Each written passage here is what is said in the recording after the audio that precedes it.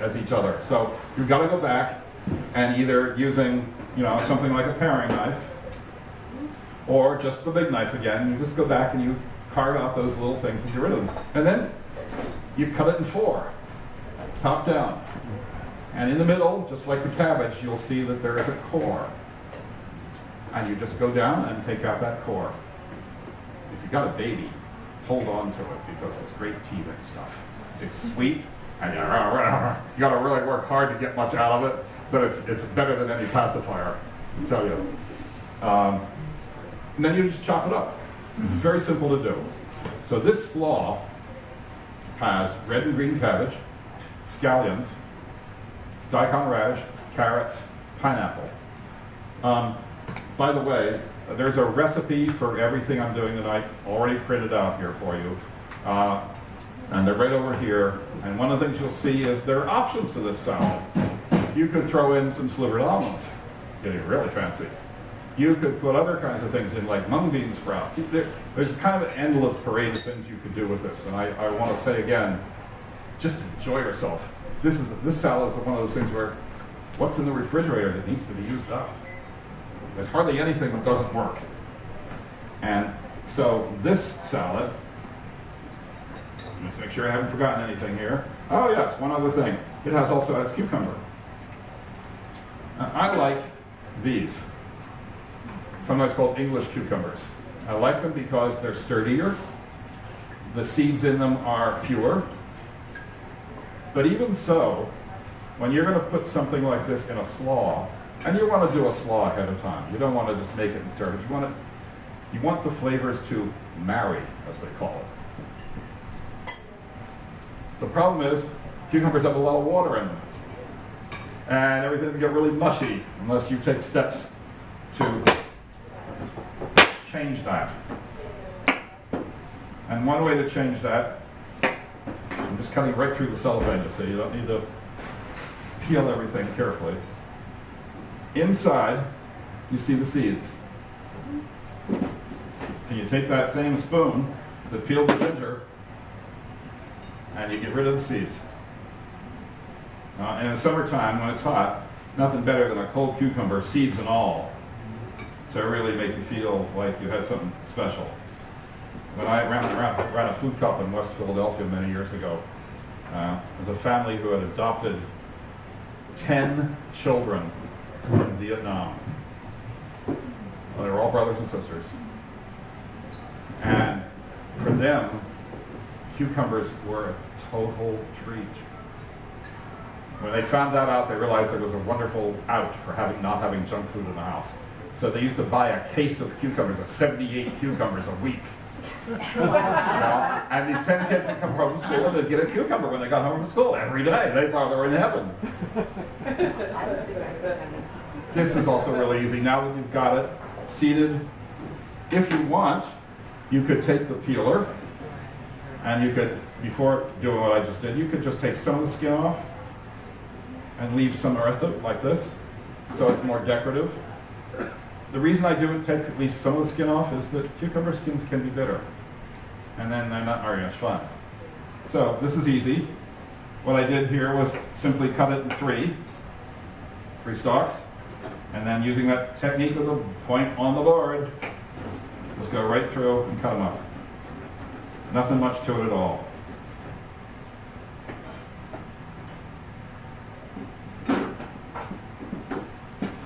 So, that's what's in the salad. The dressing has roasted sesame oil, and it has a bunch of other things, like brown rice vinegar, and honey, and fresh ginger root. You'll see all the ingredients listed there, and directions on how to do it.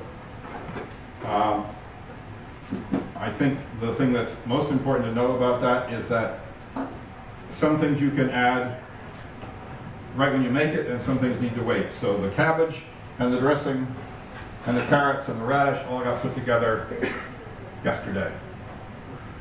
But the cucumber and the pineapple got added today because they're really wet. And you don't want the whole thing to just completely collapse in a pile of water. Okay? Clear the deck here, because we're going to give you a taste of this. But before we do that, I want to share one other thing. It also has basil. It'd be wonderful if you could find Thai basil. Good luck in that. Farmers market favorite. Do they regularly have it? Which one? Main Street. Russo's, Watertown. Huh? There is a technique in cooking which is called chiffonade, which means ribbons. Again, why do we have to use a different word? If you said ribbons, people will know what you're talking about and what you want out of it. And the way you get it with basil or any big leaf, doesn't work so good with parsley and things, is you simply take the leaves and you stack them up one on top of the other. And you can do a whole bunch. And then you simply take that knife again and very carefully go through them and you create little ribbons.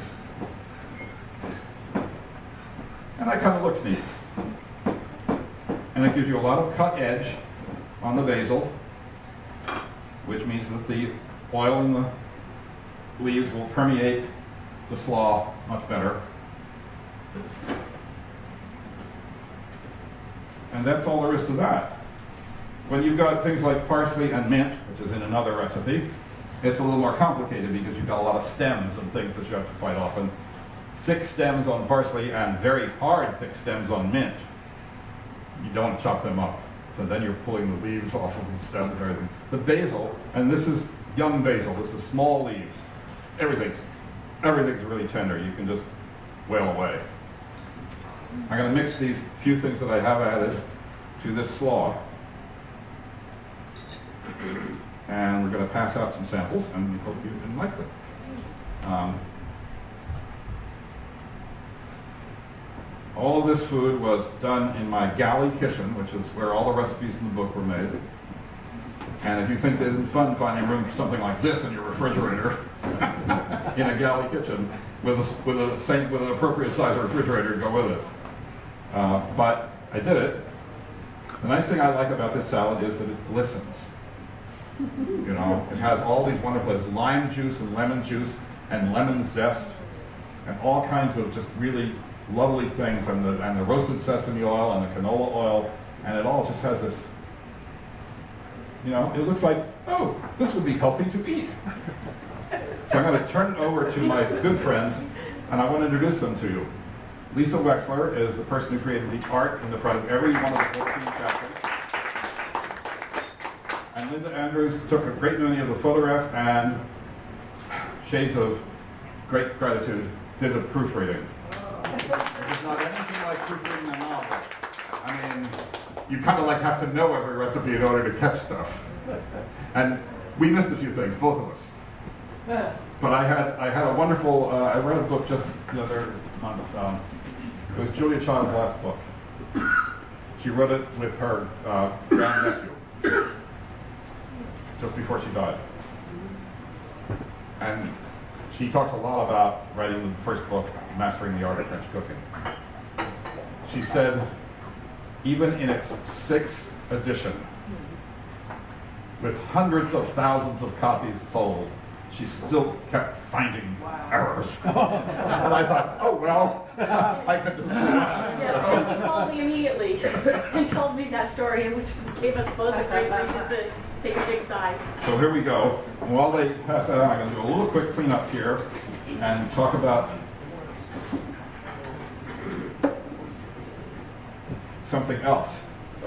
Because one of the things that is in the dressing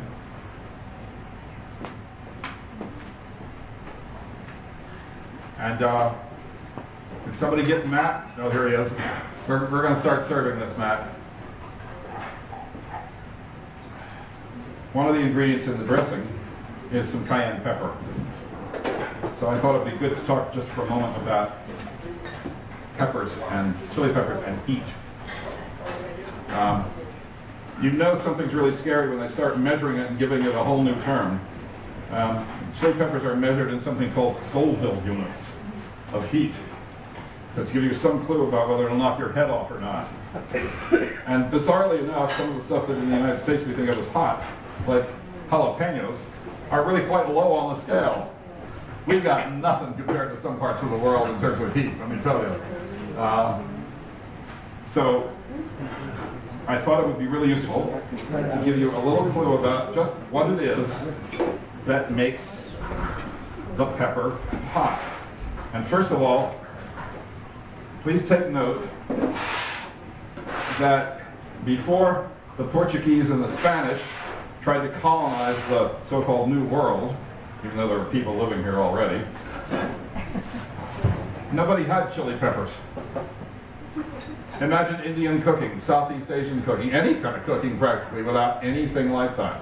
They all came from Central America and South. The same as potatoes. Imagine British food. The same as chocolate. The same as corn. The same as tomatoes. Italian cooking didn't have tomatoes until the 18th century. Try to imagine no tomato sauce in your Italian cooking. But there we were. They had other things, but food has traveled. Thank goodness. Okay, innocuous looking little chili pepper here, a jalapeno. And I swear I keep losing my knife. I'm going to cut this in half lengthwise. Do you want gloves? No. Sure. Yep. One of the things you do is, whenever you're going to do this, you make sure that you don't have any cuts in your hands. Not even a hangnail. And anything at all, and you'll be really sorry. The other thing is, and I had this happen, I had some dried chili peppers and I put them in the blender to grind them up. And I did. And then I lifted the lid to see how they were doing before everything stopped flying around. Ooh. This is a long time ago, and I only did that once, too. Inside, there are seeds and this kind of vein-like thing running down the middle that holds all the seeds in place. This is where the heat is. Not even actually the seeds, although there is something there. It's mostly in that rib, that thing inside. So if you take all of that out, this funny thing, clean it thoroughly out, you'll still have some heat, but it won't be near as hot. So even with the choice of pepper, you have choices to make within that about how hot you want it from that pepper. Get rid of the rib inside and the seeds, and even jalapenos can be pretty mild. Not boring, but much less hot. And it just seems like if we all knew that, we would have a lot more options. Okay? This will come into play for the last thing that I'm going to show you tonight, because there are two kinds of chili peppers in the spiced brownie. And I'm going to talk about that when we get to it, because you know how food winds up with strange names? Like, if we take apricots and we dry them, they're still called apricots. If we take cherries and we dry them, they're still called cherries. But if we dry grapes, we call them raisins. Why is that? If we take a certain kind of plum and dry it, we call it a prune. Well, the same thing happens with chilies. When you dry them or smoke them or do something else, they give it a new name. They don't just simply say smoked jalapenos. No, no, no. They give it a totally different name. So, what are you supposed to make with that? We'll get to that in a minute. As the slaw is being dished out, I want to start talking about the second thing that we've done.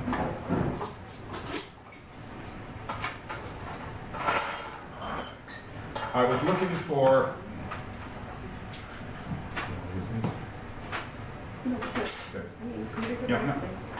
I was looking for something that would be a really nice spread for either a sandwich or party food, something that was really interesting. And I hit on this idea of a substitute for chicken salad made with chickpeas. And again, no mayonnaise. So again, it can sit out. You're not going to worry about anything contaminating. This particular thing has chickpeas, but not in a food processor. I didn't want hummus. I wanted something with texture. So I resorted to one of my grandmother's favorite tools, the potato masher. This is hardly seen in kitchens anymore because it requires some work. You put some chickpeas in a bowl.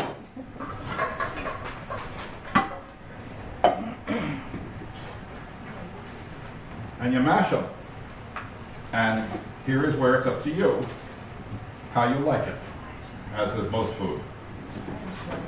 I mashed them so that they were still recognizable as chickpeas, but not a paste.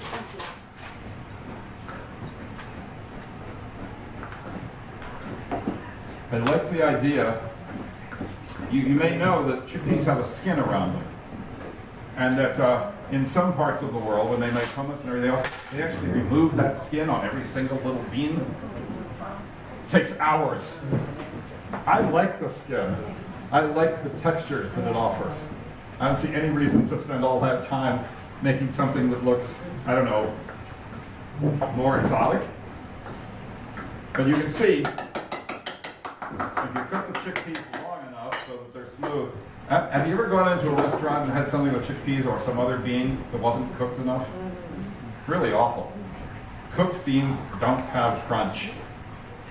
They shouldn't be blah, but they can have texture, but not, should not be al dente the way they like pasta. Okay, this is what it looks like.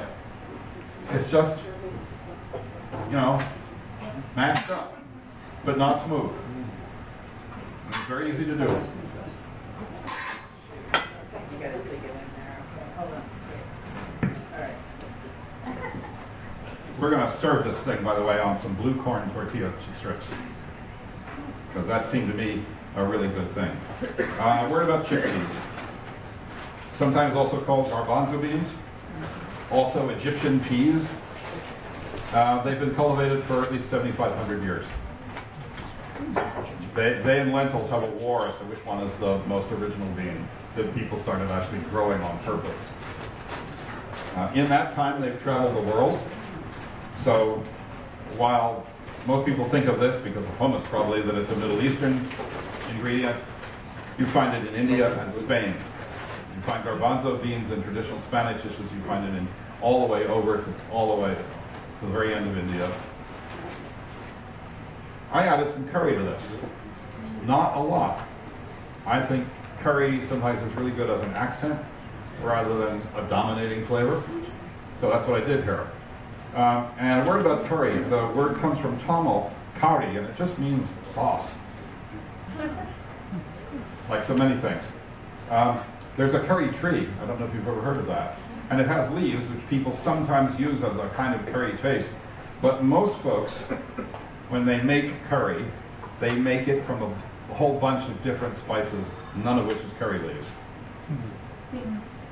Most curries have chilies, cumin, coriander, turmeric, but it's also common to add things like fennel seed, tamarind, which is a fruit, ginger, mustard seed, and, depending on where you are, coconut milk, which is really yummy.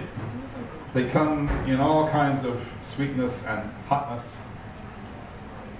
Virtually every person in a home in India has a recipe that they got from their grandmother about the curry that family likes. Every single person makes it different. So again, you get to experiment.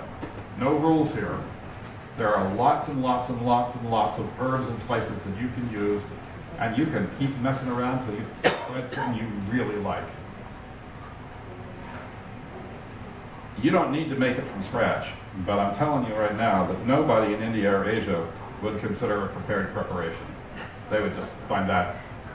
So, what's the median point here? Let's assume you don't want to spend the amount of time and have on hand all kinds of ingredients you're never going to use for anything else. And I have a suggestion. This is curry paste. Keeps in your refrigerator for months. Tastes really fresh. It is, I say this to you, get this if you want to have curry, not the powder. The powder is a Western invention. But this stuff's really good, and there's lots of different versions of it. This is madras, which has, you know, cumin and chilies and tamarind, but you find other things which are from other parts of India and other places. There's a wide variety of them. Any Indian store will have loads of them, but even the larger markets like Whole Foods have a bunch usually.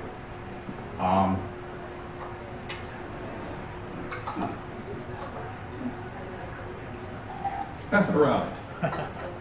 Just smell it. It's very different than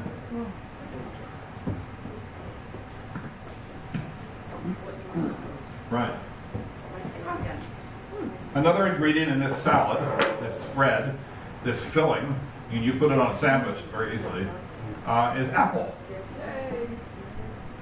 I love apples and curry together, if you can find it in restaurants now. Here's another round thing, how the heck do you cut an apple? Have you ever seen an apple corer? Yet another one-shot thing, which is a total waste of time. For one thing, the core of the apple is almost never in the middle and doesn't run straight. Sometimes it veers off. And you use the apple core and you come out and the seeds are still in the apple. Wait a minute. So, cut the apple in half and again in half, flat side down, really easy. And then you'll see where the core is. And you can just do that. Cut it on an angle. The core is gone. You have all the apple. You're not wasting anything. Once you've done that, you've got a flat side. You can cut it. And then depending on how small you want the pieces, you can take those big slices and julienne them in little strips, matchsticks. All right? Easy to do, and then just turn them all around.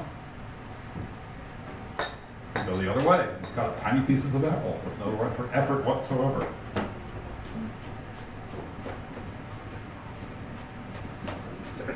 So, all right. So I didn't want to use mayonnaise in this thing, even though I was claiming it was a substitute for chicken salad. Again, hot weather picnics, buffet tables, something that is not harmed by hot weather. What to use for the dressing? So this salad has the chickpeas, some red onion, some very tiny pieces of carrot and celery, and apple. Now I thought avocado.